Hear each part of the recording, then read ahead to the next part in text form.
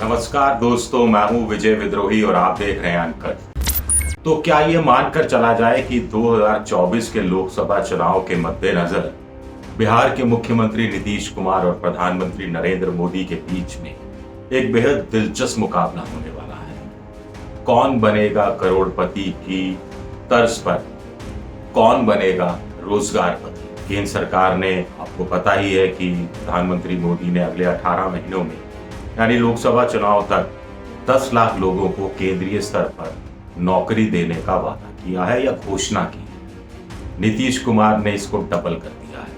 वो कह रहे हैं कि हम 10 लाख लोगों को तो सरकारी नौकरी देंगे बिहार में और 10 लाख लोगों को रोजगार के मौके उपलब्ध कराएंगे। तो कुल मिलाकर 10 लाख बनाम 20 लाख। 10 लाख तक पहुंचना केंद्र सरकार के लिए आसान है या 20 लाख तक पहुंचना नीतीश कुमार के लिए आसान है।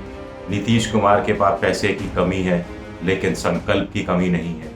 ट्रैक रिकॉर्ड भी उनका ये बताता है कि जो जो वादा किया वो पूरा किया। प्रधानमंत्री मोदी के पास पैसे की तो कतई कोई कमी नहीं है।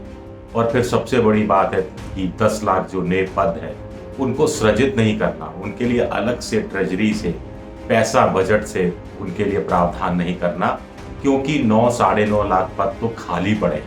तो खाली पदों को भर ही देना है और पूरा सिस्टम बना हुआ है। सिस्टम में तेजी लाने की, चुस्ती लाने की जरूरत। लेकिन यही चीज नीतीश पर भी लागू होती है कि वहां पर 3,10,000 के आसपास सरकारी कर्मचारी है इस समय, 3,80,000 के आसपास पेंशन भोगी हैं और करीब 4.5 लाख पद खाली पड़े हैं। तो 4.5 लाख और 3 लाख 7.5 लाख कुछ हो जाते हैं।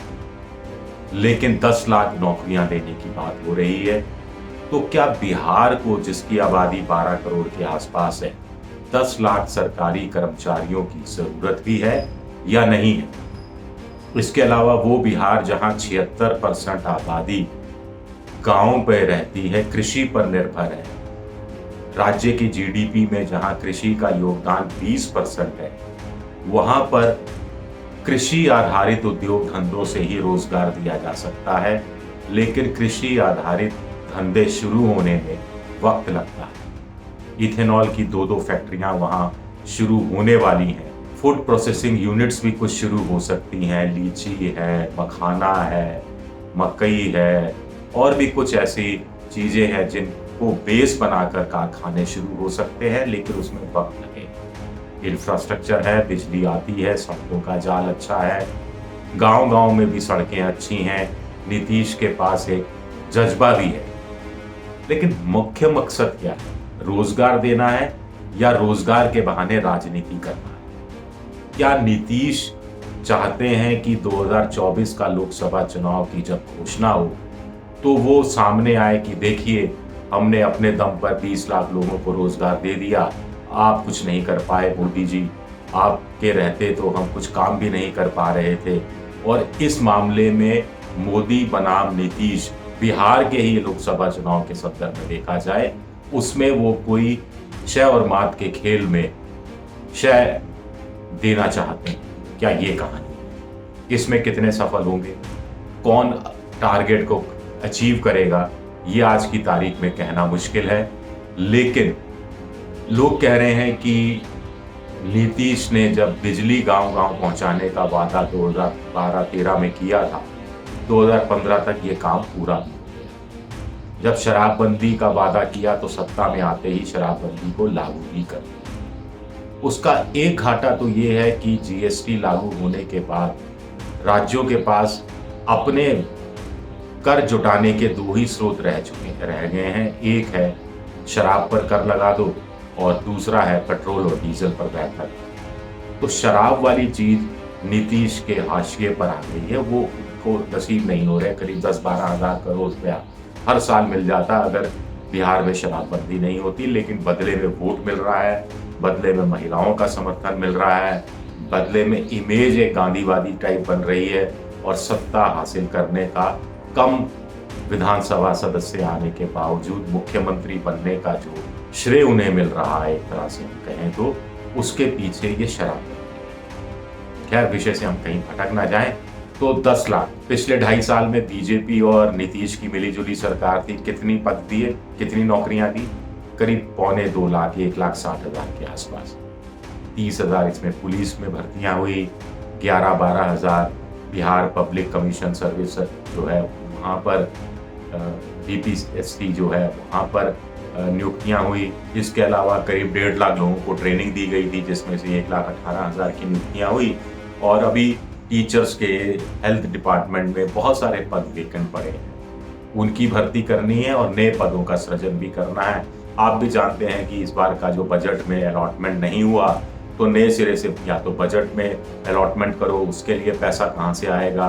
अब केंद्र सरकार भी पैसा नहीं देगी, फिर क्या होगा? तेजस्वी कह रहे हैं कि साहब जरूरत पड़ा तो मुख्यमंत्री से लेकर मंत्रियों से लेकर विधायकों की तनख्वाह में कमी की जा सकती है, जरूर की जा सकती है। 20%, 30%, 40%, 50% तक आप कमी कर सकते हैं, लेकिन आप उससे कितना धन जुटा पाओगे और कितने लोगों को नौकरियां दे पाओगे, ये हिसाब लगाना भी बड़ा मुश्किल है। तो कुल मिलाकर मामला अब ये है कि नीतीश एक अपर हैंड चाहते हैं, सीधी सीधी वो एक सियासी प्रतियोगिता प्रधानमंत्री से कर रहे हैं। प्रधानमंत्री ने लाल किले से क्या कहा था कि एक फेडरलिज्म, संघवाद, कोऑपरेटिव फेडरलिज्म की तो बात होती रही है। उन्होंने तो आगे बढ़कर कहा था कि कॉम्पिटिटिव फेडरलिज्म होना चाहिए, यानी प्रतिद्वंदी संघवाद या प्रतियोगी संघवाद की कुछ राज्यों में होड़ मचे कि इस राज्य ने ये योजना 2 साल में लागू की तो मैं 1.5 साल में करूंगा, तीसरा राज्य बोले इसने 1.5 साल में लागू की तो मैं 1 साल में करूंगा। तो क्या नीतीश इसको राज्य बनाम राज्य की जगह राज्य बनाम केंद्र करना चाहते हैं? सीधे सीधे प्रधानमंत्री मोदी से आमने सामने की लड़ाई करना चाहते हैं और रोजगार को मुद्दा बनाया है, क्योंकि रोजगार का एक मुद्दा ऐसा है जो सीधा जनता से जुड़ा हुआ है, सीधा महंगाई से जुड़ा हुआ है, सीधा भ्रष्टाचार से जुड़ा हुआ है, सीधा गरीबी से जुड़ा हुआ है, सीधा लोगों की जरूरतों से जुड़ा हुआ है, सीधा युवाओं से जुड़ा हुआ है। जनता की से बड़ी बात है, युवाओं से जुड़ा हुआ है, जिनका प्रतिशत ठीक ठाक है, अच्छा खासा है। इस देश में ज्यादा आबादी देश में युवाओं की है, तो नीतीश क्या इसे अचीव कर पाएंगे? 76% आबादी कृषि पर निर्भर है, लड़कियों को सर्विस सेक्टर में नौकरी दी जा सकती है, वहाँ नई संभावनाएं तलाशी जा सकती हैं। इसके अलावा जैसे मैंने मखाना, लीची वगैरह की बात की, खाद्य प्रसंस्करण में इनका इस्तेमाल और ज़्यादा किया जा सकता है। सरकारी नौकरियों के लिए धन, ये एक बड़ी चीज़ है। उसके लिए आर्थिक संसाधन जुटाना बड़ी चीज़ है। उसके लिए आप आर्थिक संसाधन जुटाओगे, नौकरियों पर पूरा ध्यान रखोगे, तो इंफ्रास्ट्रक्चर पर ध्यान थोड़ा कम हो जाएगा।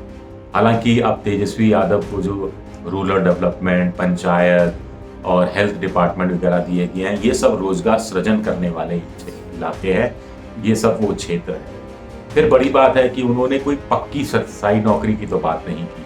उन्होंने तो कहा है कि सरकारी नौकरी दी जाएगी, नौकरी दी जाएगी, वो कॉन्ट्रैक्ट पर, संविदा के आधार पर, अनुबंध के आधार पर पूरे देश भर में दी जा रही है। केंद्र सरकार में तो 24 लाख के आसपास इस तरह के कर्मचारी हो गए हैं, जो 2 साल पहले इसके आधे भी नहीं हुआ करते थे। अनेक राज्यों में भी बढ़ते जा रहे हैं। संविदा कर्मचारियों को, जो स्थायी कर्मचारी होते हैं, उनके मुकाबले एक सर्वे कहता है, भारत सरकार का ही, कि 76% कम तनख्वाह मिलती है। 2017-18 में तो मूल रूप से 276 रुपया प्रतिदिन मिल रहा था, जो संविदा के आधार पर। तो क्या ये एक फॉर्मूला होगा? ये कहना आज की तारीख में मुश्किल है। अभी ब्लूप्रिंट आना बाकी है। नीतीश के यहाँ से अभी ब्लूप्रिंट आना बाकी है। घोषणा पर घोषणा हुई है। उधर मोदी सरकार ने तो कुछ 1.5-2 महीने हो गए घोषणा किए हुए कि 10 लाख नौकरियां देंगे। केंद्र सरकार के रिकॉर्ड को देखें तो पिछले 8 साल में केंद्र सरकार ने खुद ही स्वीकारा 7,22,000 लोगों को नौकरी दी गई, जबकि 22 करोड़ लोगों ने अप्लाई किया था। 0.33% या 0.5% होता है, ऐसा कुछ लोग कह रहे हैं। तो ट्रैक रिकॉर्ड अब और देखा जाए तो 2014 में जब मोदी सरकार सत्ता में आई थी, तो घोषणा पत्र में बकायदा या संकल्प पत्र में बकायदा शामिल किया गया था कि साल में 2 करोड़ नौकरियां देंगे। 2 करोड़ नौकरियां को बाद में चेंज किया गया कि 2 करोड़ रोजगार के मौके खोलेंगे, लेकिन ना नौकरियां हुई ना रोजगार का मौका हुआ। 7,22,000 नौकरियां हुई, जो कि भारत सरकार का आंकड़ा ही बता रहा है। तो ये कहानी किस तरफ वहां जाती हुई दिखती है, ये देखना भी दिलचस्प रहेगा। शुक्रिया, बहुत बहुत शुक्रिया।